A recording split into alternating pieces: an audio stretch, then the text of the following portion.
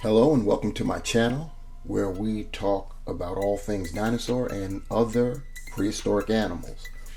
Today we are looking at PNSO, Fergus, the Acrocanthosaurus, number 61 in the line. PNSO really knows how to churn them out for sure. They seem to be in a lull right now. They haven't announced anything in a few weeks. And the crazy thing is when they do announce the next one, it's going to be pouring prehistoric animals right after that. They seem to, everything's in clusters.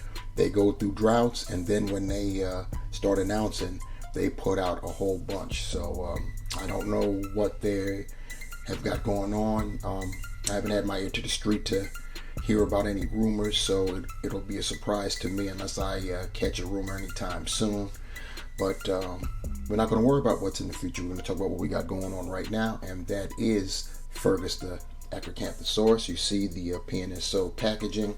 It's the part of the prehistoric animal models line. So this is their mid-tier, their museum series, a little bit more expensive.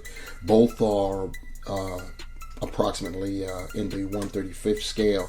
So even though one might be a museum line and the other will be a prehistoric animal line, more times than not, they're in scale with one another, which is great for people like myself. You've got the same artwork on the other side. On the side, you see you've got PNSO and another picture of the Acro. And then, of course, there's the Acro there at the bottom, or at the top, I should say. There's nothing really going on too much at the bottom there. So without further ado, let's get Fergus out of the packaging. As is typical and standard with PNSO, both with their prehistoric animal line as well as their museum line, this being the prehistoric animal line, comes with an instructional booklet, educational, and it has illustrations. As always, it's geared towards children, despite the detail PNSO puts on their models, of which I'm appreciative. It has illustrations of the model itself, along with illustrations of the animal, different paint stylings and things of that nature. It has instructional, it tells, speaks on how they may have walked or tail anatomy, etc. And yeah, pretty good. So as always, we'll get that. PNSO has also begun giving us posters with their prehistoric animal line. They've been doing it for a little while now, so it's nothing new, but it is a recent thing that they've been doing. And you get posters like this. This is of an Acrocanthosaurus, of Fergus. If you let them tell it, it's pretty nice. So yeah, just something else to add to the collection. We also get, as is typical with PNSO's theropods or bipedal dinosaurs, we get a stand to prevent the creature from falling over in case of warpage, which can happen. Center of gravity, they're only on two legs, and PNSO is very good at trying to not make them tripods. So to try to get them to stand on their own power, and sometimes after a while they will warp over, and these display stands come in very handy. So we've got Fergus the Acrocanthosaurus on our rotating base, and you can get a round 360-degree view of the model. And I must say that for one, Acrocanthosaurus is one of my favorite theropods. The look, and I have a thing about certain dinosaur names. Acrocanthosaurus just moves me.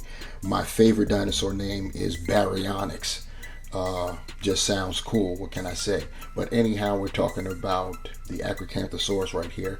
You can see that it's got some very nice paint apps, and one of the things that I do notice is their attention to the skull, the similarity. An Acrocanthosaurus is part of the Carcharodontosaur family. Very early on, it existed in the early Cretaceous, about 113, 110 million years ago. North American, kind of, they lived. They were found in Wyoming, Texas, Oklahoma, and they've actually found teeth that they think belong to Acrocanthosaurus as far east as Maryland. So they were pretty expansive. They were the largest predator in whatever ecosystem they inhabited.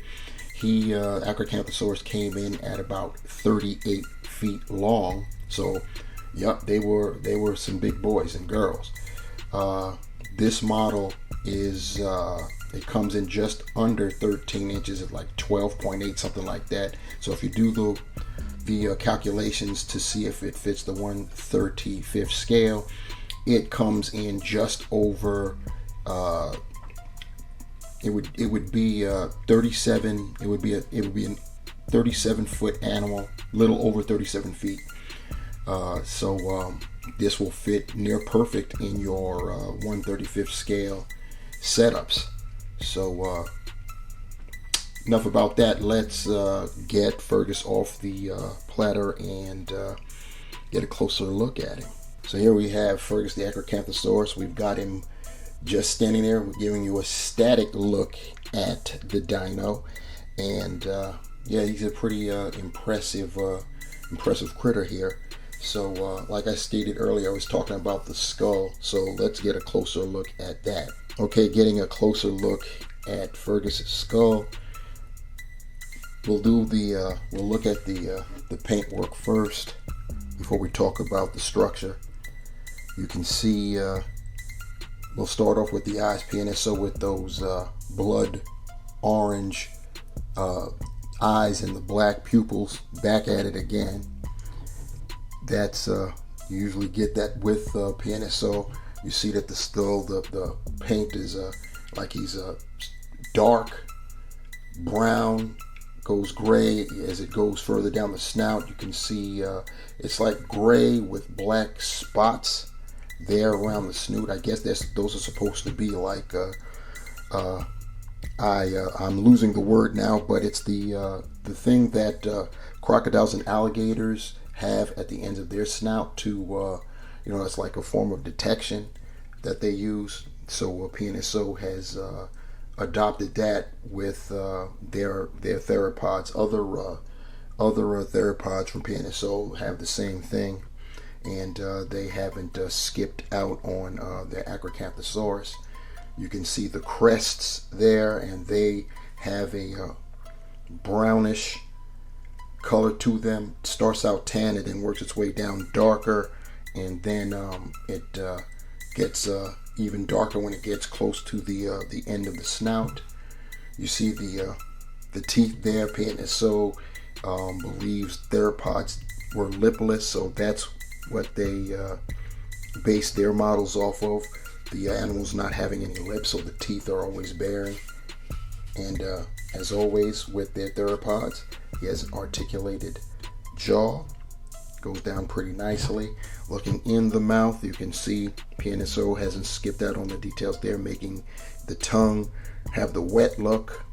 Let's look at the top there. You can see in the roof of the mouth, also wet.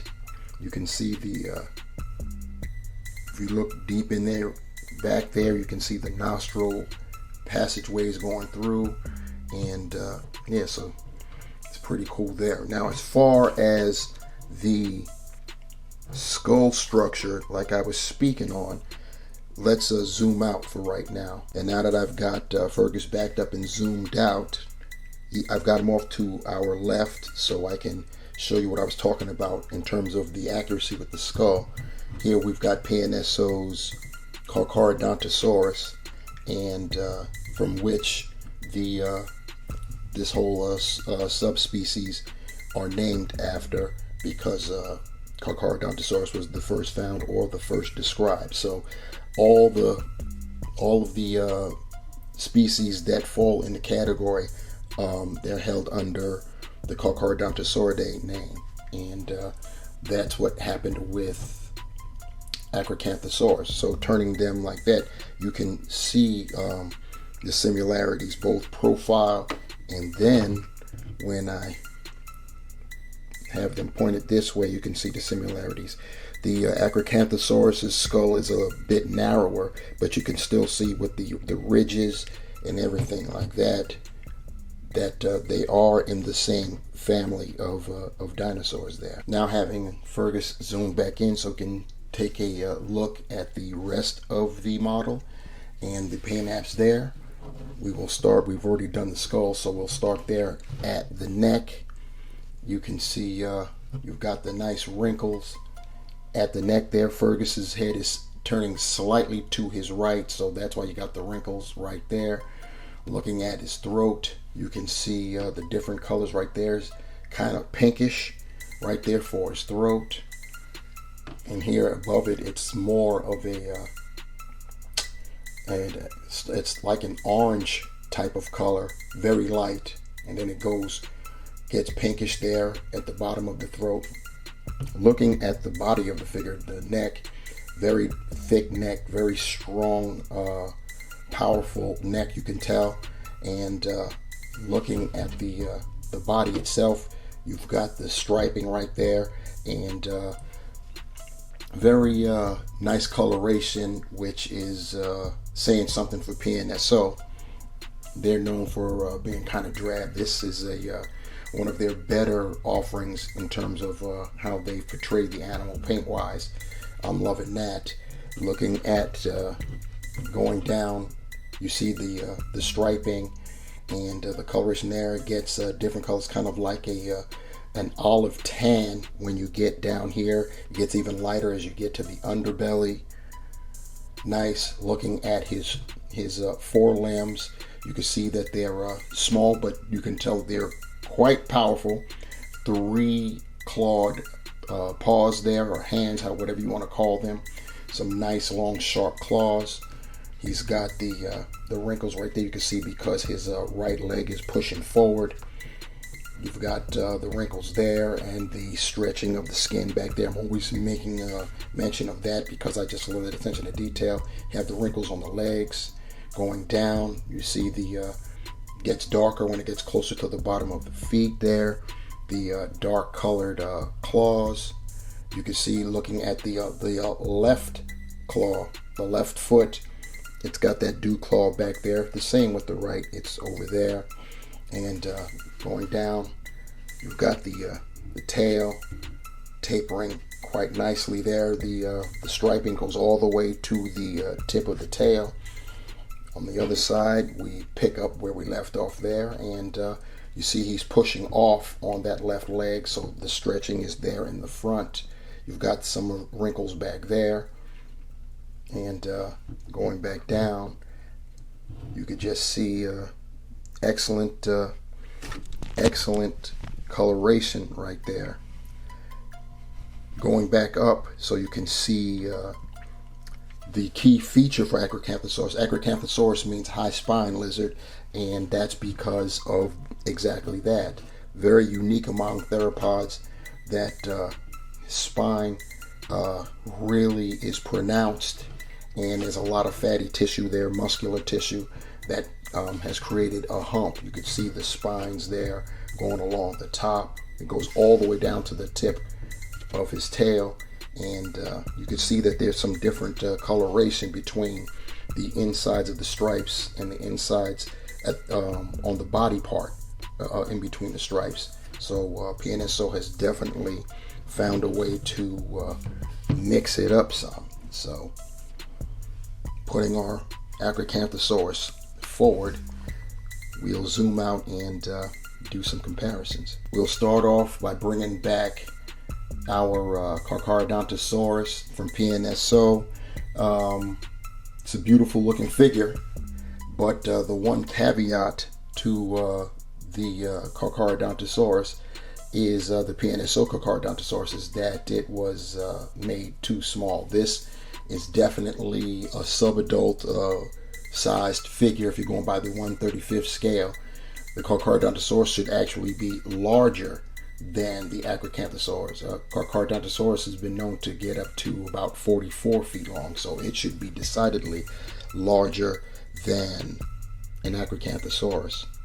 So to make up for that discrepancy, I'm now comparing Fergus next to the GR Toys Carcharodontosaurus. This is the obsidian colored one. Love the name of the color, and of course I love the color itself. I believe it came in 3 different colors. This was the best looking one to me, so I went on and got it. But you can see just from the height difference alone that the Carcharodontosaurus is supposed to be larger.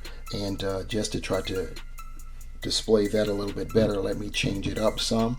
I'll put the Carcharodontosaurus there, and then put our guy Fergie next to him, so you can kind of sort of see right there. If I try to put them snout to snout, it's kind of hard because of the angle. Maybe if I make it more profile, you can get a better look. And still kind of difficult, but I think you can see that Fergus's tail is almost out of frame. I'll see if I can actually get them in frame there. Yeah, there we go. So now you see what I'm talking about. I believe you can see what I'm talking about. I know from my angle I can definitely see it. I don't think it's translating well in the viewfinder, but the Carcharodontosaurus is definitely larger than Fergie right there. Next up, we've got our Acrocanthosaurus next to the PNSO Giganotosaurus, and you can clearly see that the Jig is larger than the Acro, and as rightfully so, because Jigs have been known to get up to about 43 feet long. So, you know, 2 of the largest theropods are within the same family. 3 of the largest theropods, because the Acrocanthosaurus is no dainty little critter either.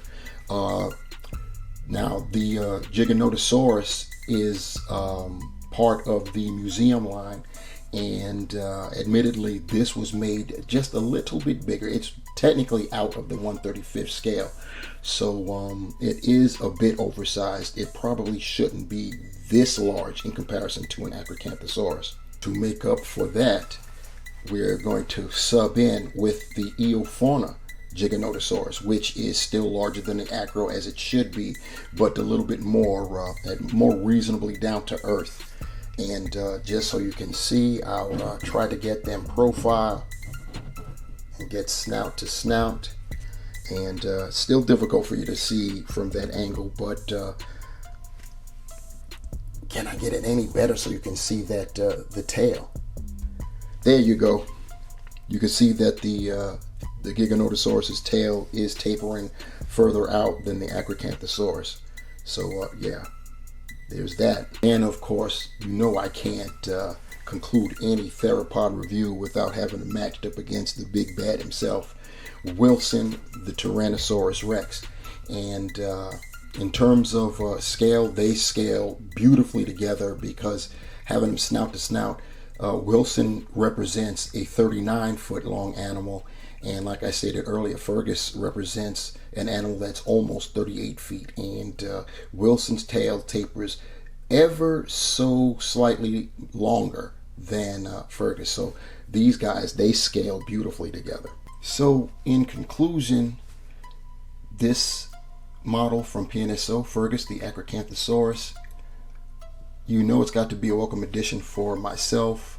My favorite dinosaurs are theropods, and the Acro is one of my favorite theropods. So you know, it was a winner for me just knowing that alone, but then seeing the model in person, it just raised the stakes up that much higher.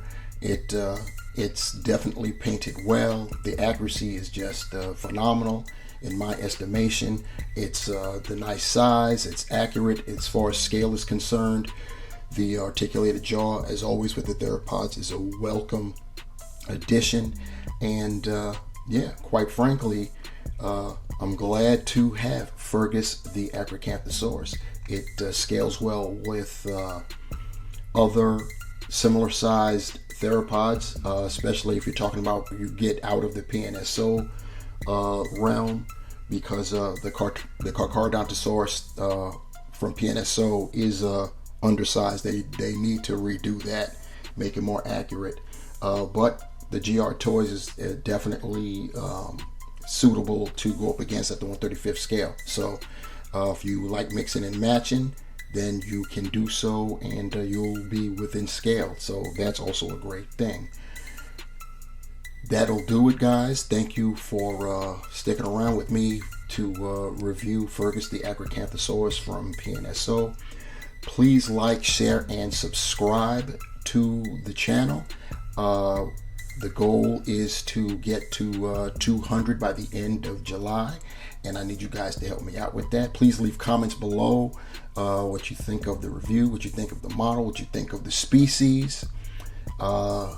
If there's any information that I should have included or got wrong, let me know there. Whatever you've got, put it in the comments.